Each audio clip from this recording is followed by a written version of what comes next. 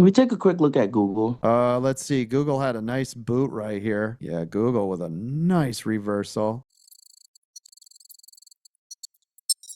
All right, you already know if you can break through here where it's at now. Next move's going to be up to this 200, which is going to be sitting around 191.50. You see it? Yes, yeah. It's looking good though. So upside 191.50, just make sure you stay above 190. So 191.50 up, 190.50 down. Those are your two main areas, okay? Can you describe ups and downs when you're saying mark those? Yeah, if it breaks above 191.50, you're good to go long. If it goes below 190.50, you're good to go short, back down to VWAP. Otherwise, right now, we're just kind of in the chop in the middle. Do you mark those on the trading platform in some way? Yeah, I've already marked it. See my screen? Right here. Look at here, Damon. So right here. So if you want, you go green. This one, you go red. See this?